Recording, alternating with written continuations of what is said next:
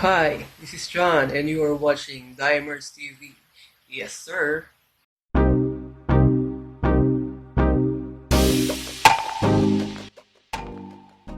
Coach Vincent P. Reyes, more popularly known as Coach Chot Reyes, will surely go down as one of the greatest coaches in Philippine basketball history.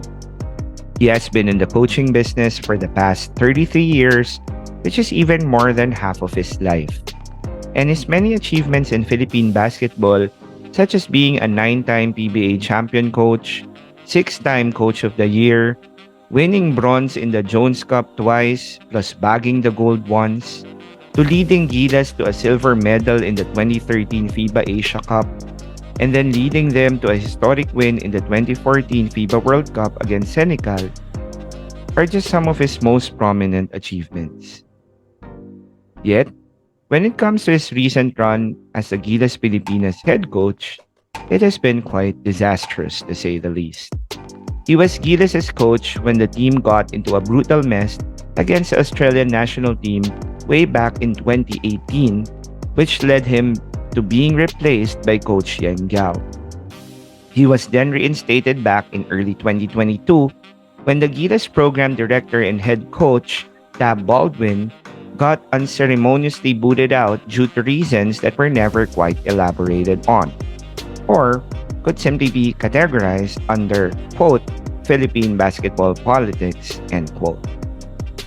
The Chot Reyes era of Gilas basketball from that moment on has been quite forgettable to say the least.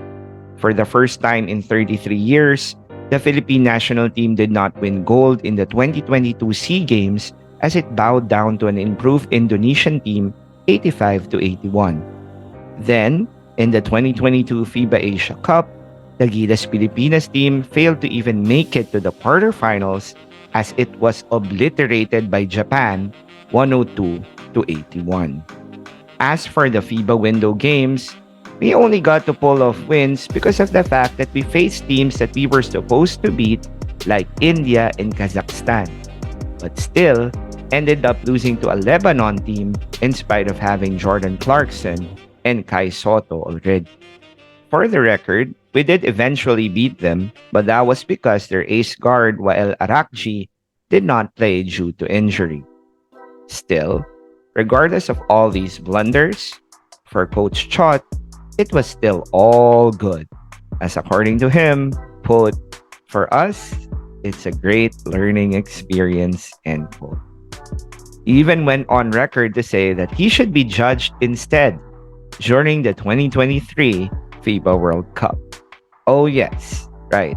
Regarding that, the 2023 FIBA World Cup is where we are currently at, and where Gilas Pilipinas is currently winless with a 0-4 record after losing all their elimination round games to Dominican Republic, Angola, and Italy, and then getting hammered by South Sudan 87-68 in the classification round, which also, by the way, essentially ended our hopes for an Olympic berth. Yet, in spite of all these blatant failures, ironically, Coach Chot Reyes still lives it up to the SBP to decide on his future. What the fuck?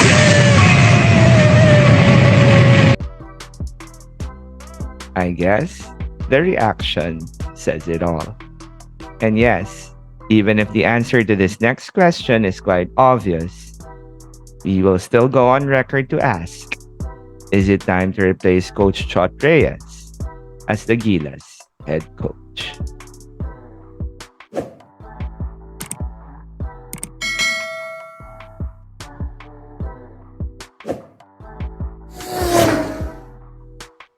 Yes, sir. Welcome back to Dimers TV. I'm J.I. Dimes. Welcome back, mga ka-Dimers. And for today's episode, episode 36, we will be answering this one simple question na tinatanong din ng lahat ng mga Pinoy. Matagal na nila tinatanong to. Is it time to replace Coach Chot Reyes as the Gilas Pilipinas head coach? Okay, so again, I'll start off with my own thoughts this time. No, madalas ako yung nahuhuli. So I'll start off with my own thoughts um, regarding our question, is it time to replace Coach Chot Reyes as Gilas head coach? And my direct, honest to goodness answer mga kadimers is yes. Oo, kailangan ng palitan si Coach Chot Reyes as the coach of Gilas Pilipinas. I'm not saying this to disregard all his achievements and contributions to Philippine basketball. Lahat yun cemented na as part of his legacy as one of the best Filipino coaches to ever do it. He has had an illustrious career to say the least. And by the way, I'm also not saying this para sabihing mas magaling akong mag-coach kay Coach Chot or whatever, or mas marami akong alam sa kanya sa basketball. Kaya there's no need for those BS comments like, sige nga Dimes, total masyado ka nagmamagaling, ikaw na mag-coach ng Gilas, tignan natin kung manalo kayo.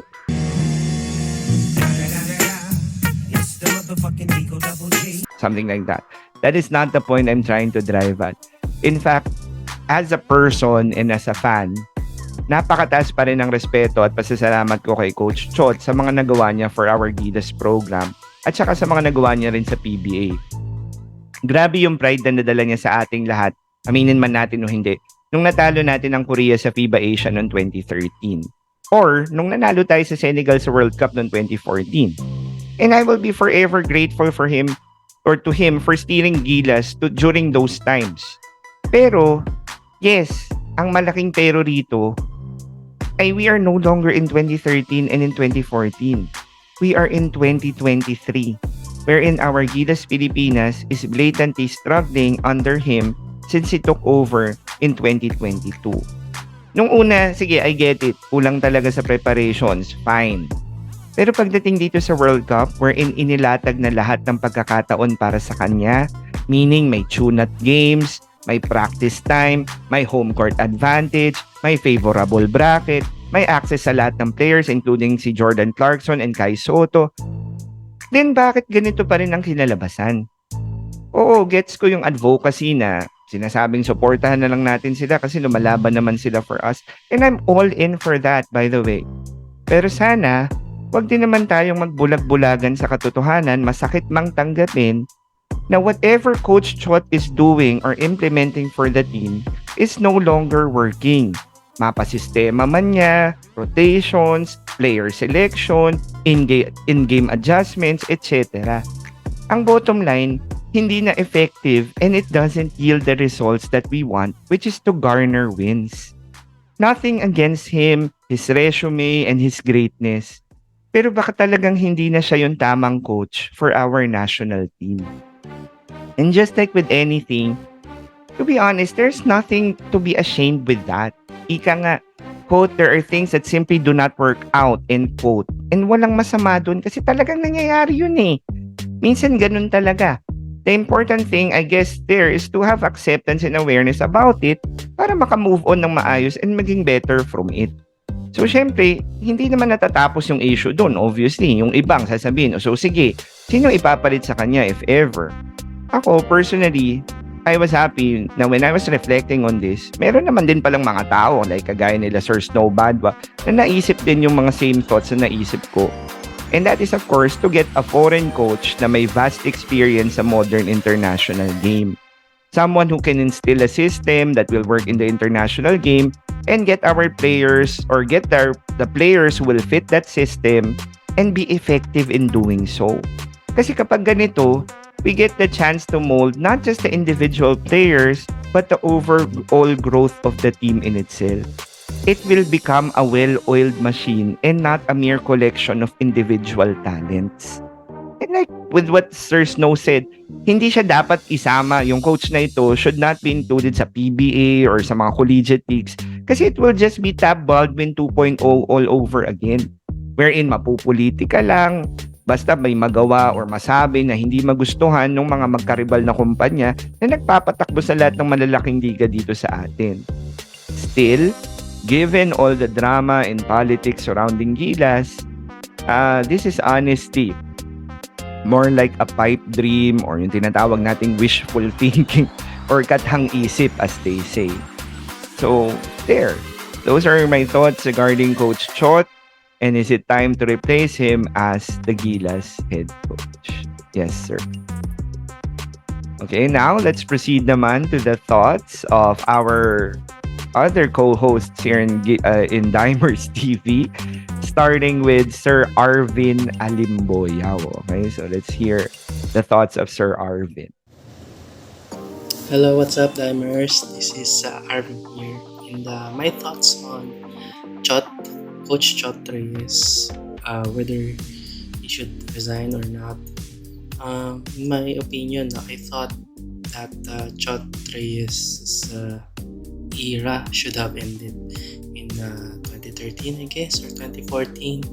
That's when the Gilas, I think it was Gilas won a game against Senegal, and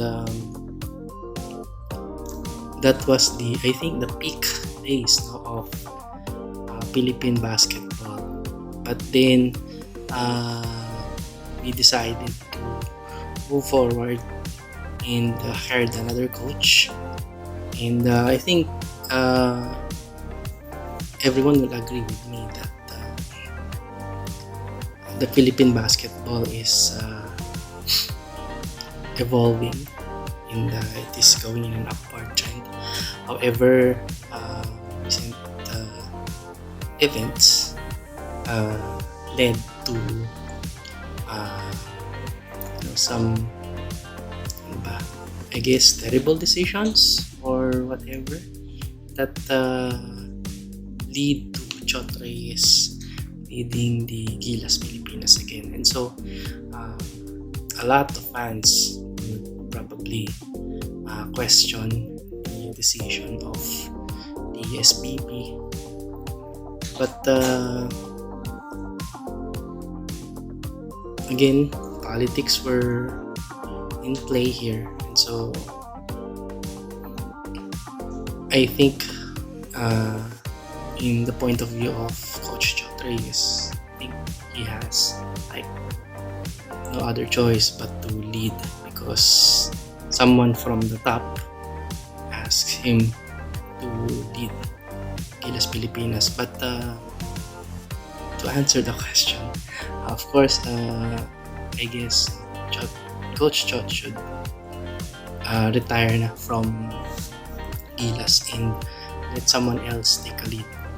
So may it be international coach such as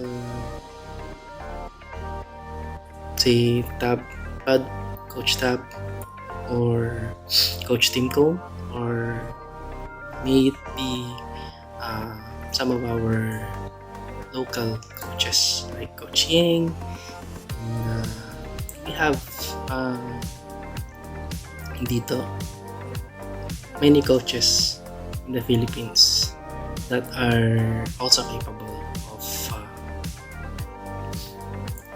elevating our basketball. So that's it for me, and I hope actually we all hope whether we like it or not to that our national team would finally have their glorious runs in the FIBA World Cup. Okay, thank you po Sir Arvin for those thoughts. No, very straightforward ang mga thoughts ni Sir Arvin regarding dun sa issue kay Coach Chot Reyes. Now let's proceed naman sa thoughts naman ni Jonas de Guzman. Hi Dimers, this is Jonas, and we got asked again by Sir J.I. Dimes with this question: should Chot Reyes be fired or be replaced with a new coach? And right away I said 100% yes. Watching the few games that Jonas played under his coaching during the FIBA World Cup, there's no set plays that they have on offense and defense. For offense, it's just attacking the paint or iso ball. And with defense, the zones and the man-to-man defense are not even in the right place at the right time. So I think they need to reconsider changing the coach. Chot has been a good coach for a while, but he is just not suited for world play. So I would say replace him as soon as possible. They really need to redo that program, and it doesn't start with the coaching itself. Like we've said on the previous episode, it also starts within that governing body. So, but just to answer the simple question, yes, I would say 100% yes, replace Chot. Okay, thank you Jonas, no? So si Jonas ganun din. Diretsuhan lang din. Diretsuhang mga sagot regarding dun sa kung dapat naman palitan si Coach Chot Reyes as the Gilas head coach. Now, let's proceed naman. Ito, no? Meron siyang mga na-share na thoughts this time. Kaya lang, di daw siya nakapag-video, no? Si Christian Lodsi. So, let's hear. I'll be reading na lang yung shinare na thoughts ni Christian. Quote, "In my opinion, it's time to replace Coach Chot.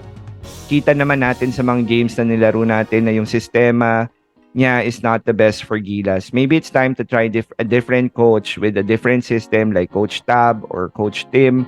Plus, mas bigyan sana ng oras ang preparations para sa mga ganitong competitions." End quote.